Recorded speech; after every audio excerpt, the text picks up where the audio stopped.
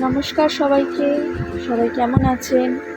All about making থেকে আমি অঙ্কিতা আবার চলে এলাম একটা ভিডিও নিয়ে। আজকে আছে ক্রাফট জুয়েলারির ভিডিও, আপনাদের সাথে একটু শেয়ার করব বলে। অবশ্যই জানাবেন কেমন হয়েছে ভিডিওটা। আজ আমি বানাবো একটা জুয়েলারি সেট। প্রথমে পেন্ডেন্টটা কাটিং করে নিলাম ক্লে থেকে, সেটা আর প্রথমে দেখাইনি। রেজিন আর হার্ডনাটটা মিশানোর অংশটুকু আমি ডাইরেক্ট চলে গিয়েছি ভিডিওতে। আজ বানাবো একটা পদ্ম ফুলের পেন্ডেন্ট আর সাথে ইয়ারিং, টাপ ইয়ারিং। তো প্রথমে শেপ দিয়ে নিলাম একটা ওয়ালের, যেটার উপরে পেছনের থিমটা আসবে। তারপরে স্টার্ট করে দিয়েছি পাপড়ি করতে। সবে নতুন নতুন ভিডিও, অনেক কিছু জানার আছে। যেটুকুনি চেষ্টা করেছি সেটুকুনি আপনাদের সামনে তুলে ধরলাম। আপনারা আবার সাপোর্ট করুন, একটু পাশে থাকুন।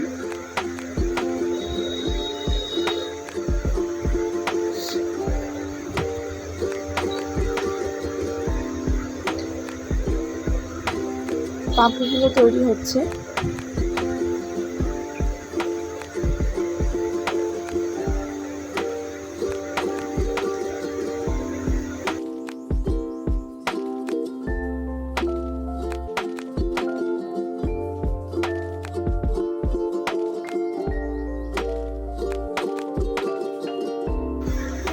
এবার শুরু করলাম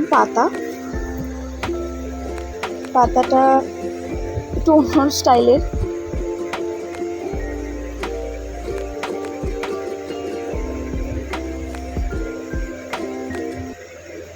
আরও কিছু পাতা করে নেব।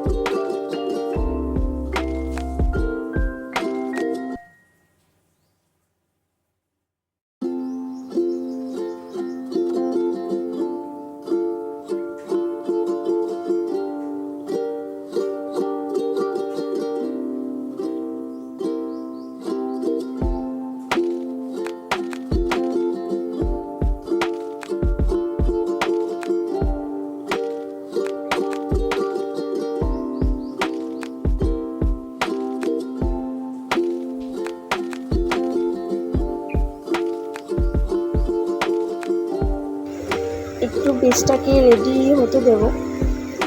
পাতাগুলো আমি একদম ডাইরেক্ট ক্লের উপরেই বসাই, কোনো আঠা ব্যবহার করছি না এই মুহূর্তে, কারণ ক্লেটা এখনও নরম আছে, যার জন্য ওটা স্টিক হয়ে যাবে। তাই জন্য আমার এখনও পর্যন্ত আঠা ব্যবহার করতে হচ্ছে না। যখন একদমই হার্ড হয়ে যাবে তখন আঠাটা ব্যবহার করি। নিচে পাপড়ি দুটো এবার অ্যাটাচ করে দেবো।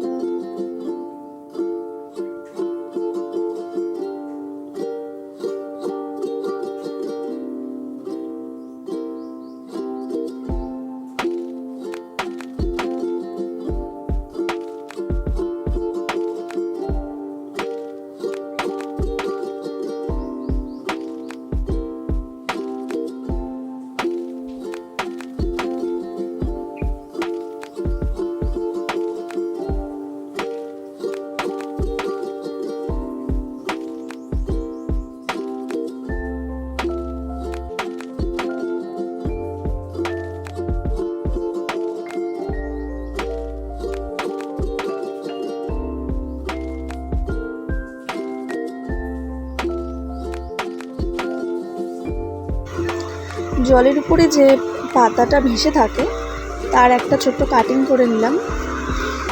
সেইভাবে এবার এটাকে অ্যাটাচ করতে হবে, এতে লুকটা আরেকটু প্রমিনেন্ট আসে, রিয়েলিস্টিক পদ্মর মতো দেখতে লাগে। সেটাই একটু করে নিচ্ছি, ঠিক করে নিচ্ছি।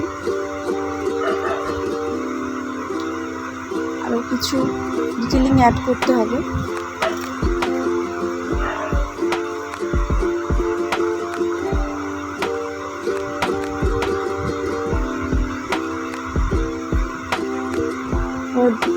পদ্মর ডাঁটিটা করে নিচ্ছি, পাতার উপর থেকে করলাম, দেখতে ভালো লাগছে, এটাই মনে হচ্ছে আমার। আপনারা জানাবেন।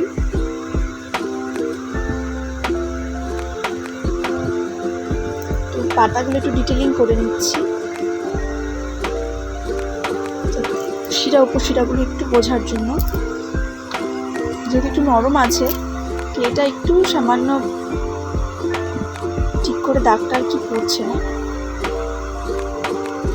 চেষ্টা করছি আমি একটা কম্পাসের সাহায্যে করলাম, কারণ কম্পাসটা খুবই তীক্ষ্ণ হয় মুখটা, তাতে একটু প্রমিনেন্ট একদম দাগটা পড়ে।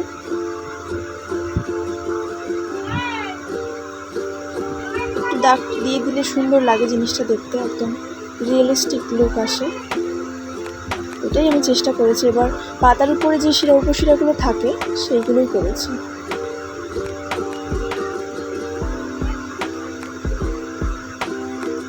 এগুলো ঠিকঠাক করে নিতে হবে, নাহলে শুকিয়ে গেলে আর ঠিক করা যাবে না। এই সময়টা করে নিতে হবে। এবার আমি চলে যাবো ইয়াররিংসে। এই সেম প্রসেসে একটু দুটো গোল বৃত্ত আকারে করে নিয়েছি। এবার পাতাগুলো অ্যাড করে দেবো, পাপড়িগুলো।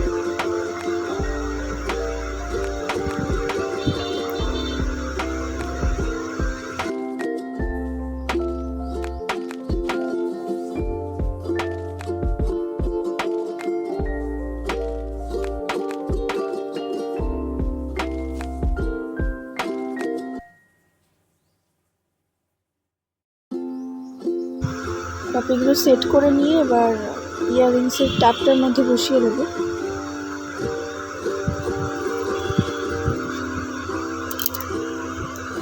পেন্ডেন্টটা করতে করতে গোল বৃত্ত আকারের যে শেপটা আমি টাপের জন্য করেছিলাম সেটা একদম হার্ড হয়ে এসেছে কিছুটা, 80%। তার জন্য ওখানে আঠা লাগাতে হচ্ছে, আর ওখানটায় ক্লেটা আর বসছে না। বা আঠা লাগিয়ে একটু বাঁকিয়ে সেট করে নেব, একটু কাট করলে জিনিসটা দেখতে একটু সুন্দর লাগে। সেট করে নিচ্ছি, একটু পাপড়িগুলো খুলে খুলে নিচ্ছি যাতে দেখতে একটু সুন্দর লাগে।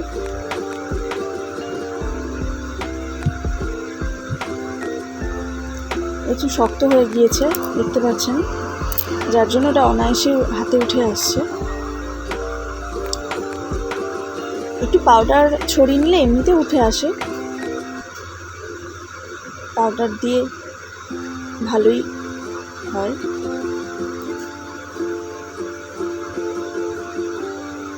আর একটা ইয়াররিংয়ের পাপড়ি বেসটা রেডি করে নেব।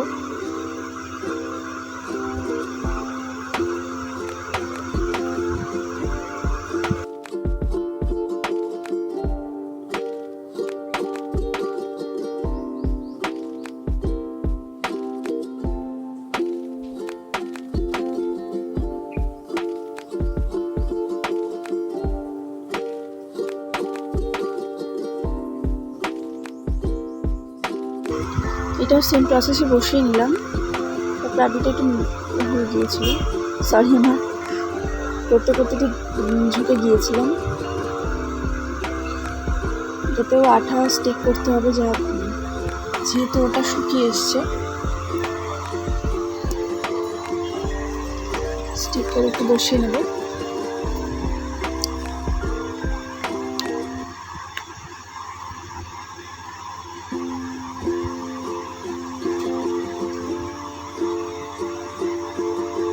এবার ডাঁটিটা তৈরি হবে ফুলের।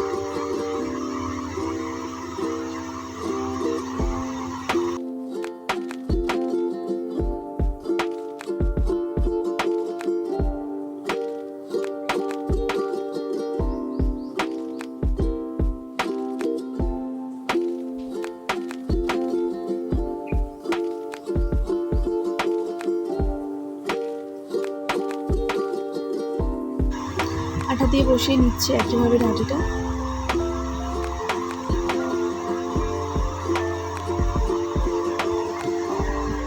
সংযোগ স্থলটা একটু ক্লে দিয়ে করে নেব, আঠা দিয়ে একটু করে নেব, যেহেতু না জোড়া স্থানটা বোঝা যায়।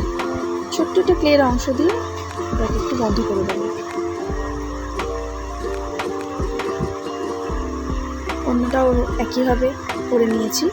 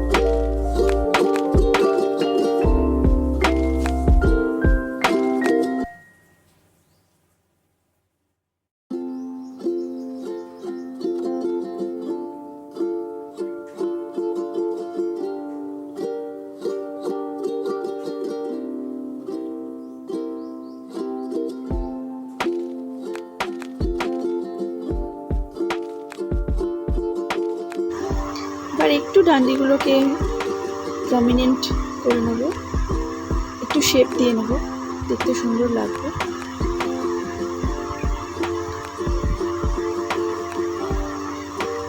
এখনও যেন মনে হচ্ছিল আমার পাপড়িগুলো সেট হয়নি, তাই আবার একটু সেট করে নিচ্ছিলাম।